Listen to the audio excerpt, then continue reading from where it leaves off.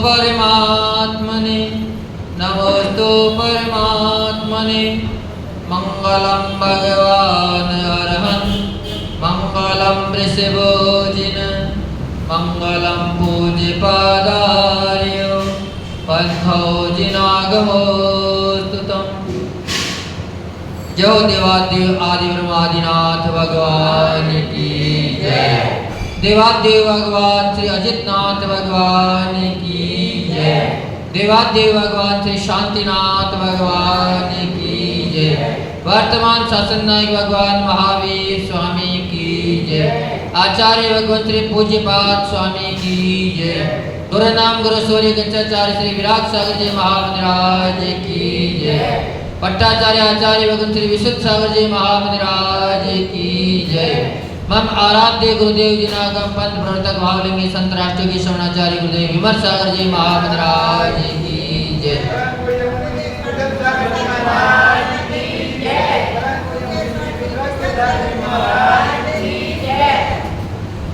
राग देश की रस्सी से राग देश की रस्सी से बंधा है संसार। अनहोनी होनी अनहोनी कब क्या घट जाए रे।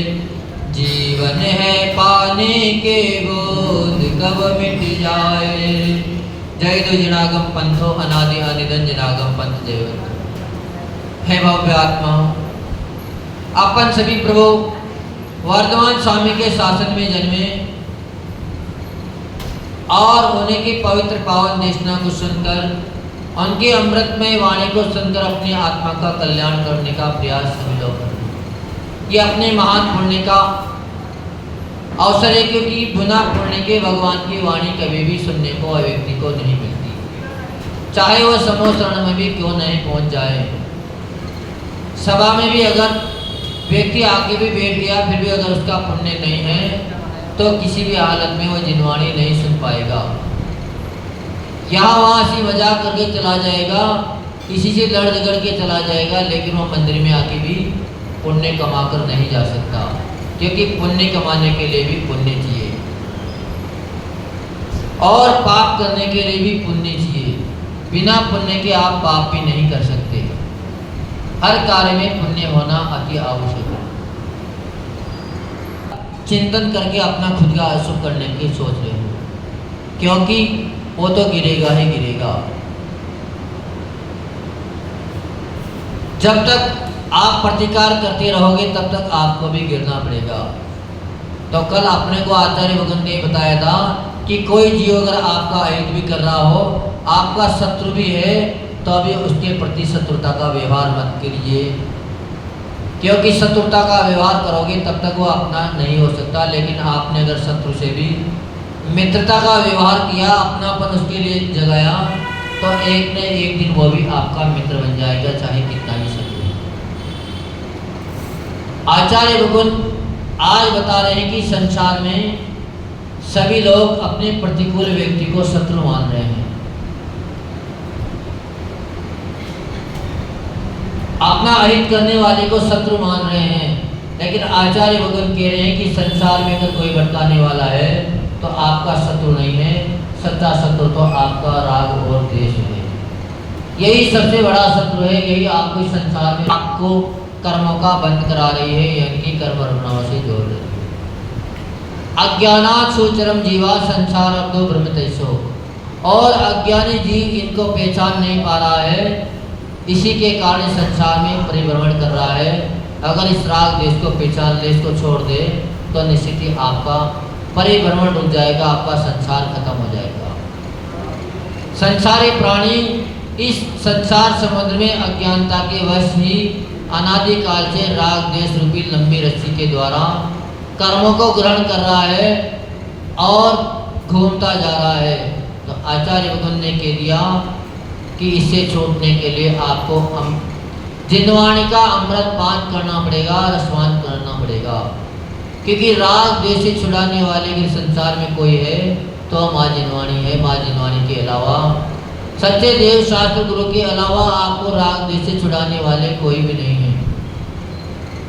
क्योंकि सारा संसार स्वार्थी है, स्वार्थ से आगे बढ़ रहा है। और जहाँ स्वार्थ आ जाता है, किंचित मात्र भी अगर मोह है तो कभी भी सच्ची बात नहीं बता सकता। क्योंकि अगर किसी ने हमारी ज़्यादा सेवा करी, हमारे पास आता जाता रहा और उससे अगर हमारा लगाव हो गया, तो उसके प्रति हम कभी भी उसकी गलत चेष्टा के विपक्ष में नहीं बोल सकते, क्योंकि वह उसके प्रति अपना बना गया। तो जब अपने और पराये का भाव मिटेगा तभी वो सच्ची राह दिखा सकता है। जिम्मेदारी बच्चे की, घर परिवार वालों की, माता पिता की भी उतनी है और गुरु की भी उतनी है। लेकिन राग के कारण माता पिता उसको दुर्गति से भी नहीं बचा पाते, उसको कह नहीं सकते, धिक्कार नहीं सकते। विचार आ जाता है कहीं हमने कहा और ये घर छोड़ के चला गया तो हम क्या करेंगे। लेकिन गुरु कभी भी ये बात नहीं सोचते। उनका कर्तव्य है कि हमें इसे सही राह पे लगाना है, जाए तो चला जाए। कम से कम हमारे पास से चला जाएगा तो हमारा तो नाम नहीं होगा कि उन गुरु का शिष्य है जो बिगड़ गया, उसकी दुर्गति हो गई। हमारा तो नाम बदनाम नहीं होगा इसके चक्कर में। तो कभी भी ये नहीं सोच सकते कि मोह के कारण शिष्य को कुछ कहे नहीं, वह निश्चित ही उसको फटकार लगाएंगे ही लगाएंगे। तो आचार्य भगवान कह रहे हैं कि भव्य जीव ही जिनवाणी का अमृत पान कर सकता है, अभव्य को कभी भी जिनवाणी नहीं सुहाती। अगर वह व्यक्ति सभा में भी आ जाता है तो यहाँ वहाँ की बातचीत करके वापस चला जाता है, लेकिन जिनवाणी नष्ट का आश्वासन नहीं ले पाता। यहाँ आने के बाद भी दूसरी क्रियाओं की चर्चा कर लेगा, प्रोग्राम की चर्चा कर लेगा, व्यवस्थाओं की चर्चा कर लेगा, लेकिन अभिषेक नहीं करेगा, पूजन पाठ नहीं करेगा। इसलिए आचार्य पूज्यपाद स्वामी का उपदेश चल रहा था। सभी लोग शांत प्रशांत प्रसन्न मन से जिनवाणी का आत्मसात कर रहे थे। जिनवाणी श्रवण ग्रहण धारण पालन हेतु चित्त की शांति अति आवश्यक है। चित्त अगर उद्वेलित है, चित्त में अगर कोई संकल्प विकल्प चल रहा है, कोई राग द्वेष की बात चल रही है, तो वह निश्चित ही जिनवाणी को ग्रहण नहीं कर सकता। क्योंकि आप सभी लोगों ने देखा होगा, आप सभी जब रेलवे स्टेशन में जाते हो और कोई ट्रेन आती है तो आपने देखा होगा जिस रास्ते से एक ट्रेन आती है उसके विपरीत रास्ते से उसकी पटरी पे दूसरी ट्रेन कभी भी नहीं आ सकती। एक बार में एक ही प्रवेश कर सकी, दूसरी वस्तु वहाँ पर आ ही नहीं सकती, दूसरी गाड़ी वहाँ नहीं आ सकती, आएगी तो विलंब हो जाए। तो ऐसे ही अपने चित्त की स्थिति है। अगर अपने चित्त में अगर राग की बात चल रही है, द्वेष की बात चल रही है, तो उस समय धर्म की बात कभी भी दिमाग में नहीं आ सकती, क्योंकि एक म्यान में दो तलवारें कभी भी नहीं हो सकती। तो निश्चित ही एक समय में एक ही काम होता है। जीव का उपयोग एक समय में दो जगह नहीं चल सकता। देखते हुए भी व्यक्ति नहीं देख सकता। आपने अनुभव किया होगा, अगर आप दुकान पे बैठे हो, दुकान पे बैठे हुए उस समय आपके सामने से अनेकों व्यक्ति निकल के जा रहा है, लेकिन जिस व्यक्ति से आपका प्रयोजन होगा उसको तो आप कैच कर लोगे, लेकिन बाकी किसी भी व्यक्ति के ऊपर आपका ध्यान नहीं जाएगा, क्योंकि आपका उस व्यक्ति के ऊपर ध्यान था, उस व्यक्ति का आपको इंतजार था। जबकि देखा तो आपने और लोगों के भी थे, पर अगर आपसे कोई पूछ ले कभी वो व्यक्ति यहाँ से निकला था क्या भी, तो आप कहिएगा नहीं, हमें ध्यान नहीं, जबकि आपने उसको देखा है। कारण कि वहाँ पर आपका उपयोग नहीं था। जब तक उपयोग नहीं बनेगा तब तक ध्यान की स्थिति नहीं बन सकती, स्मृति नहीं बन सकती। तो आचार्य भगवंत ने कह दिया कि संसार में अगर सबसे कोई बड़े शत्रु हैं तो वह है राग और देश। इन राग और देश रूपी लंबी डोरी है, ये छोटी मोटी भी नहीं है। जिस प्रकार एक मथानी होती है और मथानी से आप अगर दही को मथते हो, मक्खन निकालते हो, तो एक रस्सी जैसे ढीली करते हो तो दूसरी रस्सी खींचनी पड़ती है, दूसरी खींचते हो तो पहली को ढीली करनी पड़ती है। ऐसे ही कभी राग होता है तो कभी द्वेष हो जाता है, और इन्हीं परिणति में व्यक्ति उलझा लेता है, वो वहाँ से छूट नहीं पाता। मथानी कभी भी उस रस्सी से नहीं छूट पाएगी, क्योंकि रस्सी ने उसको जकड़ रखा है। वैसे ही अपने आत्मा को इस संसार में इन राग और देश रूपी रस्सियों ने जकड़ रखा है। किस कारण से? अज्ञानता के कारण से। क्योंकि इस बात का ज्ञान नहीं है। जब तक शत्रु और मित्र की पहचान नहीं हो पाएगी, तब तक आप शत्रु को ही मित्र समझोगे, उसको ही अपना हितैषी समझोगे, चाहे वो आपका कितना भी बुरा कर रहा हो। देखते हुए भी आप नहीं देख सकते। तो आचार्य योगानंद ने यहाँ कहा कि जिस प्रकार एक पटरी पे दो ट्रेन आपस में एक दूसरे रास्ते से नहीं आ सकती, वैसे ही अपने चित्त पर, अपनी आत्मा में भी एक साथ राग द्वेष की और जिनवाणी की बात एक साथ प्रवेश नहीं कर सकती। आपको अगर धार्मिक क्रिया करना है तो सांसारिक क्रिया से आपको दूर होना पड़ेगा, और अगर सांसारिक क्रिया करनी है तो निश्चित ही आपको धर्म की क्रियाओं से दूर होना पड़ेगा। जब आप क्रिया कर सकते हो, दोनों काम एक साथ नहीं हो सकते। आप सोचो कि हम व्रतों का पालन भी कर लें, नियम संयम भी अपन पालन कर लें और भोग भी हम भोग लें, तो दोनों कार्य एक साथ कभी भी संभव नहीं है। क्योंकि जब क्रोध व्यक्ति के अंदर आ जाता है तो निश्चित ही उसका विवेक चला जाता है। उस समय अगर आप उसको कोई बात धर्म की समझाओगे तो समझ में ही नहीं बैठेगी, चाहे वो कितना बड़ा ज्ञानी भी क्यों ना हो। क्योंकि शास्त्रों में आपने सुना होगा, पढ़ा भी होगा, दीपायन मुनिराज का उदाहरण आता है। वो कोई कम ज्ञानी नहीं थे, मासोपासी मुनि थे, सच्चे भावलिंगी मुनि थे। कोई ऐसे वैसे नहीं थे कि राग देश में उलझे वाले मुनि हो। मात्र उनके कानों में सुनाई आ गई थी भगवान की वाणी का आपके निमित्त से द्वारिका का नाश होगा। इतने में ही वहाँ से वो छोड़कर द्वारिका को ही चल दिए थे, वहाँ से निकल गए थे। लेकिन होने को कोई टाल नहीं सकता, क्योंकि भगवान की वाणी कभी अन्यथा हो नहीं सकती। 12 वर्ष तक उन्होंने द्वारिका को छोड़ दिया, लेकिन जब हिसाब लगाया तो 1 महीने को चूक के लौट के महीने को, महीने की बढ़ोतरी होती है उस महीने को का ध्यान नहीं रहा और समझ बैठे कि पूरे साल पूरा हो गया, अब तो निश्चित ही हमारे द्वारा कोई परेशानी नहीं है। तो द्वारिका की तरफ आ गए। आते ही तब साधना कर रहे थे, उसी समय में संयोग बन गया कि यादव पुत्र वहाँ पर निकल पड़े और उनको देखकर पहचान लिया कि इसी के कारण द्वारिका का नष्ट होना है, क्यों ना हम इन्हीं को ही नष्ट कर दें। तो लोगों ने उसके ऊपर पत्थर मार दिए, उनको शब्द अपशब्द बोल दिए, तो क्रोध आ गया। और क्रोध आते ही सारी जिनवाणी न मालूम कहाँ तिरोहित हो गई, सारा ज्ञान कहाँ चला गया पता ही नहीं रहा। क्योंकि जब भी क्रोध आता है तो सबसे पहले विवेक को मारता है, विवेक का घात करता है। क्रोधी व्यक्ति के अंदर कभी भी विवेक नहीं रहता है, और अविवेकी व्यक्ति ही गलत कार्य कर सकता है, कसाई कर सकता है। विवेकी व्यक्ति कभी भी कसाई नहीं कर सकता जब तक विवेक है।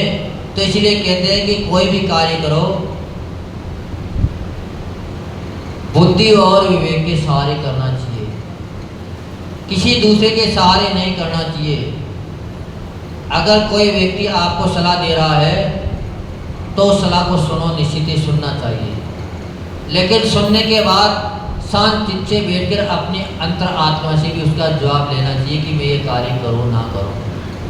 क्योंकि हो सकता है बाहरी व्यक्ति आपको स्वार्थवश कोई गलत बात भी बता दे, चाहे वो कितना भी विद्वान पंडित भी क्यों ना हो, फिर भी स्वार्थ आ सकता है, क्योंकि है तो अभी संसारी। उसकी कई कर्मों की विच्युति तो नहीं हो गई, पर अगर आप शांत चित्त बैठकर अपने आत्मा से पूछोगे, अपनी अंतर आत्मा से अगर आवाज़ आएगी तो कभी भी आपको गलत आवाज़ नहीं आ सकती। आपको कभी अंदर से आवाज़ गलत नहीं आ सकती। निश्चित ही आपका हाथ रुक जाएगा कि नहीं, ये कार्य करने योग्य नहीं है। पर जब उसकी आप अवहेलना कर दोगे, सुनी अनसुनी कर दोगे, तब जाकर वह कार्य फिर परिणत होगा। तो अपना वास्तव में अगर मित्र है तो एक निज भगवान आत्मा ही अपना मित्र है, और शत्रु है तो एक मात्र केवल राग द्वेष ही अपना शत्रु है, और इस संसार में कोई भी शत्रु नहीं है। क्योंकि जैसे ही राग द्वेष मिटेगा आपको सम्यक दर्शन की प्राप्ति होगी। सम्यक दर्शन की प्राप्ति होते ही आप इस संसार से मुक्त हो जाओगे। और अगर आप अज्ञानता में बसे रहे, अज्ञानता को आपने नहीं छोड़ा, क्रोध मान माया लोभ को आपने नहीं छोड़ा, तो कितना भी धर्म ध्यान कर लीजिए, कितनी भी तपस्या कर लीजिए, अंत समय में आपको गिरना ही पड़ेगा। अगर आपका मित्र कोई शराबी है पर आपका नियम है कि आपका शराब का त्याग है, आप शराब नहीं पीते, त्याग है, बिल्कुल हाथ भी नहीं लगाते आप, पर आपका मित्र कौन है? आपका मित्र कोई शराबी है, उसके साथ आप घूमने जा रहे हो, मदारी के सामने से जब आप निकले हो तो आपके मित्र ने कह दिया कि थोड़ा रुक, 2 मिनट में आता हूँ। आप वहाँ रुक गए तो आपने हाथ भी नहीं लगाया, आपने खरीदा भी नहीं, लेकिन देखने वाले निश्चित ही कह देंगे कि हो सकता है आजकल इनका भी दिमाग सड़क गया, क्योंकि इनका मित्र शराबी है, कहीं हो सकता है ये भी पीना सीख गए होंगे, इसीलिए तो मदिराने में आए। नहीं तो इनका यहाँ क्या काम? वहाँ बैठकर अगर आप दूध का गिलास भी पी रहे होगे, बोतल में अगर दूध भी होगा, तब भी लोग यही कहेंगे कि शराब पी रहा है। तो निश्चित ही संगति का असर बहुत ही जल्दी व्यक्ति के ऊपर जाता है। तो अपन को ऐसी किसी भी व्यक्ति की संगति नहीं करनी जिससे अपना राग द्वेष बढ़ जाए। महाराज तत्वार्थ सूत्र में कहते हैं कि कसायोदया तीव्र परिणामात् चारित्र मोहस्य, क्योंकि कसाय के तीव्र उदय में चारित्र मोहने का कर्म का बंध होता है, और जब तक आपके ऊपर चारित्र मोहनी कर्म का जब तक बंद रहेगा आप व्रत संयम नहीं ले सकते। जब तक दर्शन मोहनीय कर्म का आपका उदय रहेगा तब तक आप व्रत नियम संयम ग्रहण नहीं कर सकते, आपको सम्यक दर्शन की प्राप्ति नहीं हो सकती। राग द्वेष कसाय के उदय से जो तीव्र परिणाम है होते हैं उससे चारित्र मोहनी कर्म का बंद होता है। कसाय करना चारित्र पद पर बिजली गिराने के समान है, अहितकारी। जैसे कहीं अगर बादल कड़के और बिजली गिर जाए किसी वस्तु पर तो उसका निश्चित ही अहित हो जाता है, उसका नाश ही हो जाता है। अगर अचेतन वस्तु पे भी वो गिर गई तो अचेतन वस्तु भी खत्म। लेकिन अगर चारित्र को धारण करना है तो कसाय को अपने को धीरे धीरे मंद करना पड़ेगा। मंद कसाय में ही आप व्रत नियम संयम ग्रहण कर पाओगे। मंद कसाय ही आपको मनुष्य पर्याय में कारण होती है।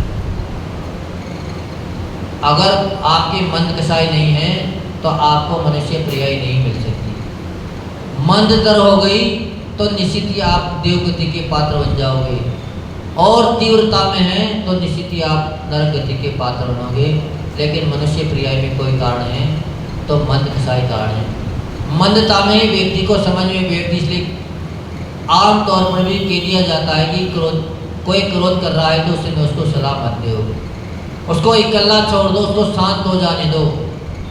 अगर पानी उबल रहा है तो अपन उसमें मुंह देखना चाहेंगे, अपना चेहरा प्रतिबिंब देखना चाहेंगे तो नहीं दिखेगा।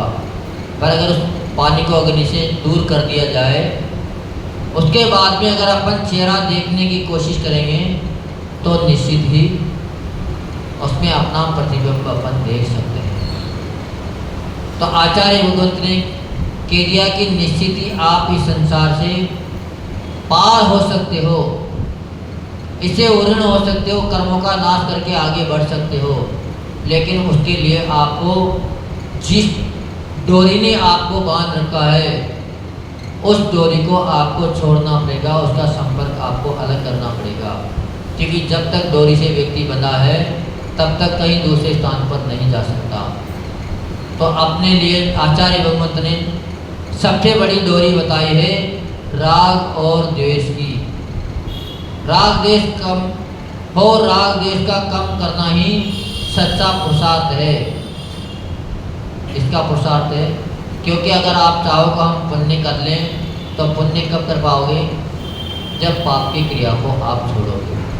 आप पाप की क्रिया भी करते रहो, सोच लो कि निश्चित ही हमें पुण्य की प्राप्ति हो जाए, तो नहीं हो सकती। संयम धारण करने के लिए आपको अगर सुगति में जाना है, मनुष्य पर्याय को सफल करना है, तो निश्चित ही आपको साधु संगति करनी पड़ेगी। घर में रह के आप सोचो कि हम राग द्वेष से छूट जाएं, तो कभी भी नहीं छूट सकते, क्योंकि एक सिक्के के दो पहलू है, राग और द्वेष। किसी से राग होगा तो किसी से द्वेष होना भी जरूरी है, बच नहीं सकते। तो जब तक घर में है तब तक तो निश्चित ही राग द्वेष होगा ही होगा। अगर इनसे बचना है तो अपने को संयम के मार्ग पर आगे बढ़ना होगा, चारित्र के मार्ग पे आगे बढ़ना होगा। जितना जितना आपका चारित्र बढ़ता जाएगा, उतनी ही आपकी राग द्वेष की प्रवृत्ति धीरे धीरे शांत होती चली जाएगी। और किसी से पूछने की जरूरत भी नहीं है कि हमारा राग खत्म हुआ कि नहीं हुआ। अगर आपके परिणाम धीरे धीरे आपको नजर आ रहे हैं कि शांत होते जा रहे हैं, अब किसी चीज की लोभ लालसा नहीं रही,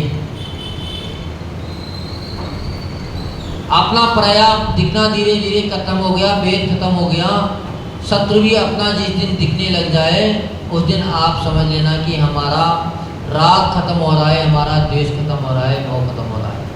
पर जब तक अगर ये आप में चल रहे हैं तो कभी भी आप इनसे उड़ नहीं हो सकते, क्योंकि संसार में दो प्रकार का राग होता है।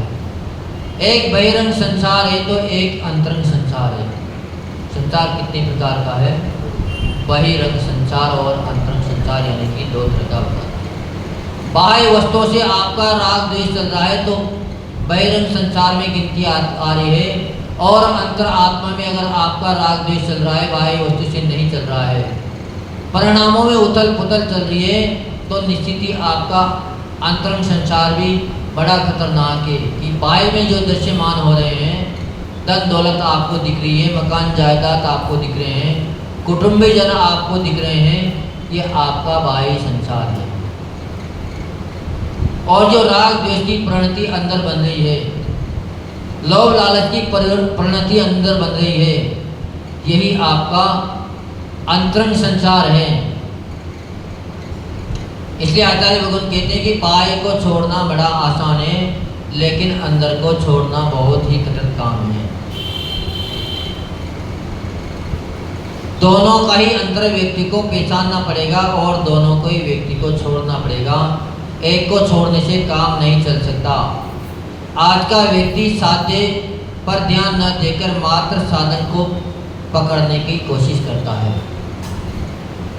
लेकिन कारण के बिना कार्य कभी भी नहीं होता। आपके अंदर पहले भाव आएंगे, इसके बाद फिर कार्य करने की आपकी इच्छा होगी।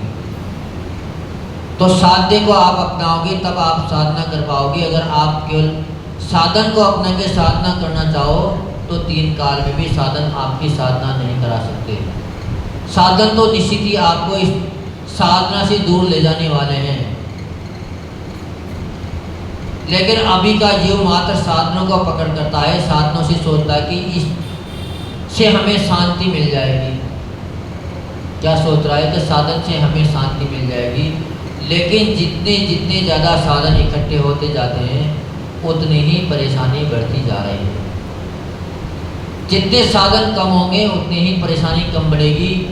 अगर आपका नियम है कि हम किसी साधन में नहीं बैठेंगे तो हो सकता है आपको दुर्घटना का उतना भय नहीं है। आपकी अगर दुर्घटना भी हो गई, आपको गिर भी गए, तो हो सकता है आपका ज़्यादा नुकसान ना हो, लेकिन अगर बाइक से एक्सीडेंट होगा तो निश्चित ही कोई ना कोई कल पुर्जा आपका सुरक्षित होगा। उससे भी बड़े साधन में अगर आप बस में ट्रक में बैठे तो और ज़्यादा नुकसान होगा एक्सीडेंट। और उससे भी ऊपर अगर आप प्लेन में बैठकर जा रहे हैं, उस समय अगर आपका एक्सीडेंट हो गया तो नुकसान तो होगा सो होगा, आपका शरीर का भी अता पता नहीं रहेगा, आपका मृत शरीर भी आपको नहीं मिलेगा आपके परिजनों को। यानी कि जितने ज़्यादा साधन अपने अपनाते जाएंगे उतनी ही अपनी दुर्गति होना शुरू हो जाएगी।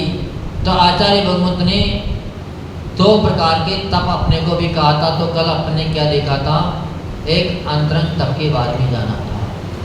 6 बहिरंग तप हैं और 6 अंतरंग तप हैं, क्योंकि अंतरंग तप की साधना के लिए बहिरंग तपे जाते हैं।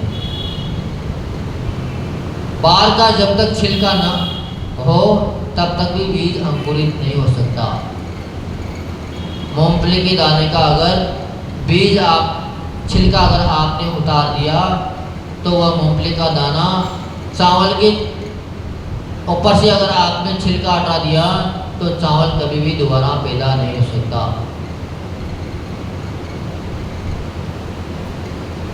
और बाहरी छिलका अगर नहीं हटाया तब भी पैदा नहीं हो सकता। बादाम है, मूंगफली है, अगर उसका बाहरी छिलका आपने नहीं हटाया, उस कठोर छिलके के साथ ही आपने उसका जमीन में वपन कर दिया तो भी उसमें अंकुरित नहीं आ सकता। तो आचार्य भगवान कह रहे हैं कि आपको अगर कल्याण करना है, इस राग द्वेष से छूटना है, तो आपको अंतरंग और बहिरंग दोनों ही संसार को छोड़ना पड़ेगा।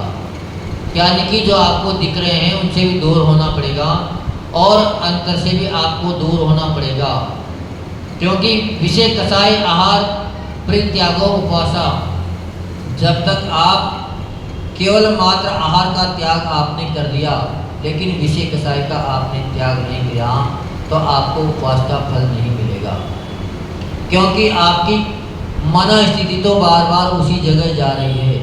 अंतर से आपका आहार का त्याग नहीं हुआ, अंतर से बार बार बोल रही है आत्मा की नहीं मुझे तो ये चीज़ वस्तु खानी है, तो त्याग भी आपने कर दिया, आप खा भी नहीं पा रहे हो, फिर भी पूरा पूरा दोष आपको लग रहा है। तो निश्चित ही बाहर से त्याग करने के पहले अंतर आत्मा से त्याग व्यक्ति को कर देना चाहिए। अंतर से अगर त्याग हो गया तो बाहर इस सामने भी क्यों वस्तु न रखी हो, कोई लेके भी आ जाए कि कोई बात नहीं आप पैसे भी मत देना, पैसे हम चुकाएंगे, आप तो मात्र खा, तब भी आप उसको खाना तो दूर है, हाथ भी नहीं लगाओगे, आप सीधा सीधा बोलोगे कि हम इन वस्तु को ग्रहण नहीं कर सकते। तो निश्चित ही अपने को संगति का बड़ा असर आता है, संगति पर बड़ा ध्यान देना पड़ता है। तो कसाय त्याग के साथ साथ आहार का त्याग भी होना चाहिए, दोनों ही त्याग आप करोगे तब जाके आपका जैसे उपवास बनेगा। तो निश्चित ही मात्र दोनों ही चीज से आप जुड़िए, बिना जुड़े आपको काम नहीं चल सकता, कि पर अंदर की प्रणति छूटती नहीं है, लेकिन अपन निश्चित ही दोष दूसरों को दे देते हैं। इसको देते हो दोष, दूसरों को दे देते हैं कि वो व्यक्ति हमें छोड़ ही नहीं रहा है, घर वाले हमें जाने ही नहीं दे रहे हैं, घर वाले मान ही नहीं रहे हैं, घर वाले पकड़ते हैं, जबकि घर वाले नहीं पकड़े हैं आपको, आपके मोह ने जकड़ रखा है आपको।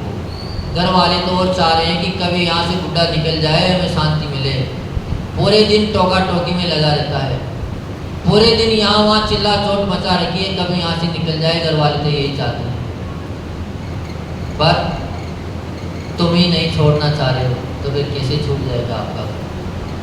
तो आपको किसी ने भी नहीं पकड़ रखा, क्योंकि एक गणेश प्रसाद जी वर्णे का एक उदाहरण शास्त्रों में मिलता है। वह व्यक्ति जैन नहीं था, गणेश प्रसाद जी जैन नहीं थे, आषाढ़ी समाज के थे, लेकिन जब वो अपने पिताजी के साथ जा रहे थे किसी व्यापार के सिलसिले और जंगल से निकले थे, तो उनके पिताजी भी साधुओं की संगति से जुड़े हुए थे। रास्ते में जैसे ही जा रहे थे, जंगल में पहुंचे तो सामने एक शेर दिखाई दे गया, और जैसे शेर दिखाई दिया तो उनके पिताजी नमोकार मंत्र पढ़ने लगे, कह दिया कि बेटा बिल्कुल नीचे लेट जाओ, हलन चलन बिल्कुल नहीं करना है। शेर आया, उनको देखकर आगे बढ़ गया। बढ़ने के बाद दोनों ही व्यक्ति उठे थे, पुत्र ने पूछ लिया कि पिताजी शेर तो कभी किसी को छोड़ता ही नहीं है, अपन कैसे बच गए, इसने अपने को कैसे छोड़ दिया, इसका क्या कारण होगा? तो पिताजी ने कह दिया कि मैं नमोकार का जाप कर रहा था, नमोकार महामंत्र के कारण हम दोनों ही आज बच गए। इतना सा सुनते हैं किसकी बड़ी सता बनी, और वो सारा कार्य छोड़कर, अपनी समाज को भी छोड़कर जैन दर्शन के ज्ञान में लग गए। और जिसकी परिणति धर्म से जुड़ जाती है उसके लिए धर्मात्मा पुरुष भी सहयोग तहसील में मिल जाता है। तो उनको एक जैन माँ का सहयोग मिल गया, उन्हीं के वहाँ वो पले बड़े हुए और एक जैन दर्शन के बड़े विद्वान कहलाए। जितनी भी पाठशालाएँ अपने उत्तर भारत में खुली है, सारी की सारी कम से कम कहने में सुनने में आता है कि 350 पाठशालाएँ उन्होंने जगह जगह जाकर प्रचार करके खुलवाई है। और उन्हीं का कारण है कि आज आपको मुनि दिखाई दे रहे हैं, आज आपको विद्वान दिखाई दे रहे हैं। अगर वो प्रयास नहीं करते तो इस बौद्धिकता के जीवन में कोई धर्म से जुड़ा आपको नजर ही नहीं आता। तो निश्चित ही अपन को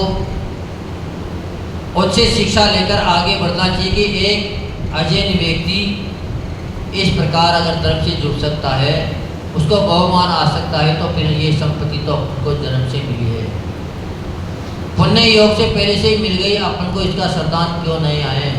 पर जब तक श्रद्धान नहीं होगा, महिमा नहीं होगी, आप उसको कितना भी जपते रहिए, आप कितना भी कहते रहिए कि हमें जाना है, हमें जाना है, लेकिन जब तक आप पुरुषार्थ नहीं करोगे, खुद का मोह कम नहीं करोगे, तब तक आप कभी भी नहीं छूट सकते। कई बार बात आ जाती है, हम लोग भी कह देते हैं, कई बार कोई तंबाकू पीने वाले आ जाते हैं, बीड़ी सिगरेट पीने वाले आ जाते हैं, तो कह देते हैं कि भैया इसको छोड़ दो। और वो क्या कहता है कि महाराज जी छूटती नहीं है। जबकि ये नहीं कि वह छूटती नहीं है, आप छोड़ना ही नहीं चाह रहे, आपकी उस वस्तु के प्रति आसक्ति बन गई है। और जब तक आप नहीं छोड़ोगे तब तक वो कभी भी नहीं छूटेगी। तो निश्चित ही आचार्य भगवत ने कह दिया कि आप अगर संसार को छोड़ना चाह रहे हो तो संसार ने आपको नहीं पकड़ रखा है। आप संसार में अपने प्रणति के कारण बने हो, यानी कि इस राग देश से आपने नाता जोड़ रखा है, इनको अपना मित्र बना रखा है। इसी के कारण आप इस संसार में उलझे हो, नहीं तो संसार ने तो आपको पकड़ ही नहीं रखा। संसार तो आपको रखना ही नहीं चाहता। कौन कचरे को रखना चाहेगा? आपने घर में अगर कचरा है तो क्या आप कचरे को रखना पसंद करोगे? कोई भी व्यक्ति कचरे को नहीं रखना चाहता, लेकिन उस कचरे के प्रति भी मोह हो जाता है। चप्पल जूते टूट गए, खराब हो गए, चप्पल टूटते ही फेंक देना चाहिए, इसे शास्त्रों में आता है कि अपशुकन की चीज़ें हैं। लेकिन फिर भी लोगों के अंदर मोह आ जाता है कि अगर कोई कबाड़ी आएगा उसको देंगे तो 2 पैसे मिल जाएंगे। कबाड़ी 6 महीने तक भी आपकी गली में नहीं आया और तब भी आपने उस कबाड़ को शेर के रख रखा है, जबकि वह प्रतिक्षण आपको नेगेटिव ऊर्जा दे रहा है। अप्रशस्त वस्तु आपको नेगेटिव ऊर्जा दे रही, लेकिन मोह क्या बन गया कि अगर किसी को दे देंगे तो 2 पैसा आ जाएगा, लेकिन अगर आप उससे को बाहर निकाल देते उसी समय तो आपकी घर की नेगेटिव ऊर्जा बाहर चली जाती और आपको सकारात्मक सोच आ जाती, सकारात्मक चिंतन आ जाता। चिंतन आते ही आपका पुण्य बढ़ जाता। उस वस्तु से जितनी प्राप्ति नहीं होती से कई गुना आपका पुण्य बढ़ते ही आपको स्वतः ही मिल जाता।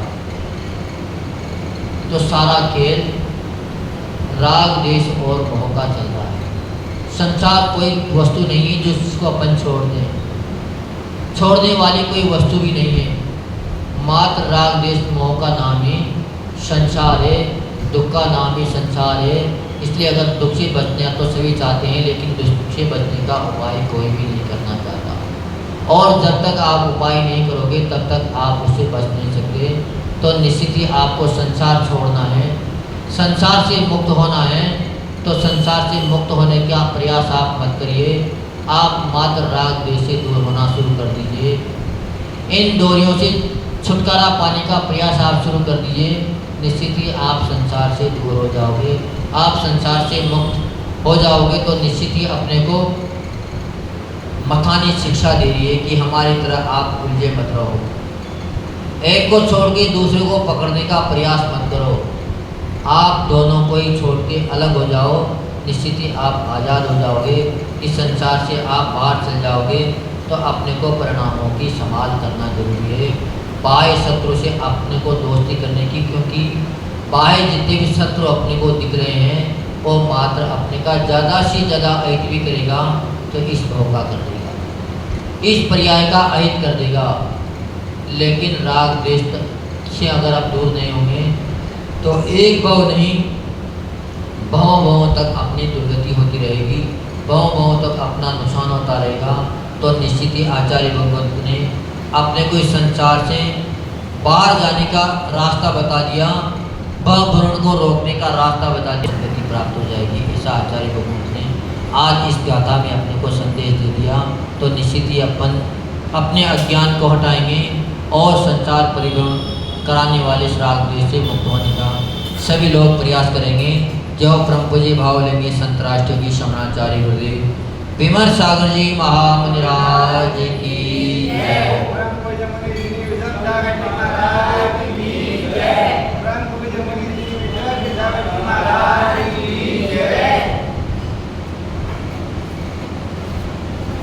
जावाणी के ज्ञान ते सो पावे सुख चैन, देव जो अरिहंत को गुरु सेवा निर्ग्रहण, दया धर्म पालो सदा यही मोक्ष का